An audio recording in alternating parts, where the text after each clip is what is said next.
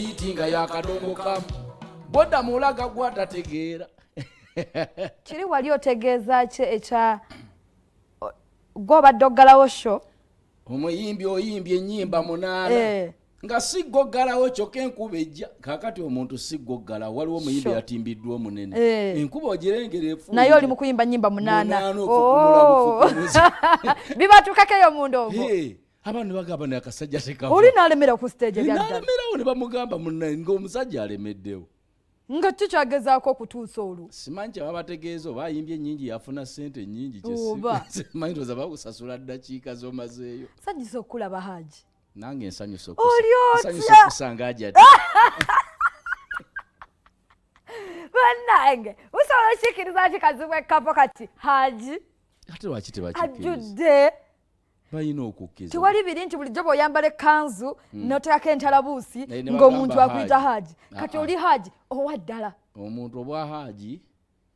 mizizo na mikolo gy'okoze sikusiiba mu ntalabuusi kituufu n'atagyambadde nga yamaliriza emikolo gyonna ate n'agikuuma bulungi aba Haji nsanyusa okulaba nange ensanyusa okusanga era naawe nkwagaliza otole sahada ntole sahada bagita sahada olomba nsiramuse okutoola sahada onomanya nti Katonda ali omu Nabbi Muhammad mubaka we oba osiramuse kyekyo kyokka kyekisookewako yempagi esookera ddala kakati awo ekiddako nkulengere nga naawe ogenze kitegedde sooka obambulizeko abatulaba bannange abalabi ba BBS mbalamusizza mwenna abatulaba amanya gange yenze kaziwe Haji kakulu nnyako okategedde tetulina kuddamu kerabira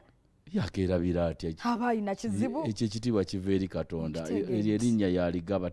teririiko nti baligaba gindi kakati n'olwekyo nzaali wano mwebala okutulaba n'otuwa akadde kulikayo navuddeyo Allah yebale abeera Allah yebale kusobozesa kukola ne bamuyita Katonda nga bulijjo gwe bw'omuyita era y'oyo yebale kusobozesa kukola hijja amiina soka tunyumbuliremukko ekirowoozo kino okifuna ddi okifuna otya kuba tulaba tuwulira mpulira nti okugenda e Mecca okukola hijja kyabbeeyi muko akasente kawera ne tulaba Haji kazibe twakava mu COVID endongo ebadde eri locked nga temukola ogenza kukola hijja ekirowoozo kyo nakifuna nga COVID tannaba kitegeeza myaka kuba nali ngenda mu 2020 COVID n'atuggala nga kasente olede wekali kategekebwa dda toba na ssente naye kasa ekikulu nniya kasejja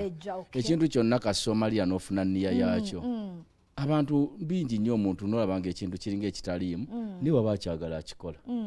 kakati buli kintu osobola okukikola singa nniya ejja n'ogamba ngenda kufaafaaga nakyo kubanga hijja bagisasula n'emyaka 4 n'esatu n'emeka bakukkiriza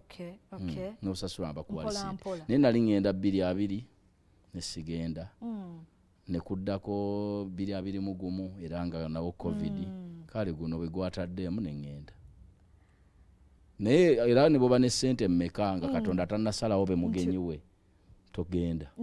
era ateekawo obukwakkulizo n'otagendayo lwatambudde bulungi tetwafunye buzibu nga nze kuba toyinza kulaba bonna naye saafunye buzibu puzi era ng'embeera y'obudde bwonye nti omusana guba mungi nnyo abantu babangi nnyo ebyokulya obeera tobimanyidde naye kibayita okumalirira n'ogamba nti byonna kambikole ku lwa Katonda wange waliwo ba artist abalala ababaddeyoko betutategedde butegeezi saabalabye wabaddeyo osanga baddewo abanga besaalabye naye saabalabye tewabalabye bw'oba ogenze Mecca just kumanya ku experience ng'obusiraamu oba ng'omuntu agenze Mecca okole hijja okomewo ng'ofunye ekitiibwa ekyobwa Haji waliwo ebimu by'obadde okola nga mu industry yaffe endongo by'oba tokkirizibwa kuddamu kukola si mu ndongo mukka ne mu bulamu obwa bulijjo nga bingi kubanga ogenda n'okola hijja Allah n'agikkiriza obeera ng'omwana avudde mu lubuto lwa maama obeera tolina mu kitabo ky'ebibyo biba bisangudde oba osonyiyiddwa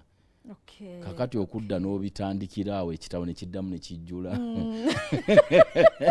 mu mwaka gumu ne batandika kukuutiza ate nabyo tekiba kirungi kale mu bulamu obwa bulijjo ng'omuntu bw'ogenda ne weenenyeza Katonda n'akusonyiwa ate si kirungi kuddamu naye era muntu aba mukafiiri nnyo agenda n'aba haji n'asigala nga bw'abadde kuba omuntu yi haji omulamba era koko kakomako n'ogamba owaayi kankireke atulaba mu kisiibo nga tonafuuka haji obadde opafominga mu kisiibo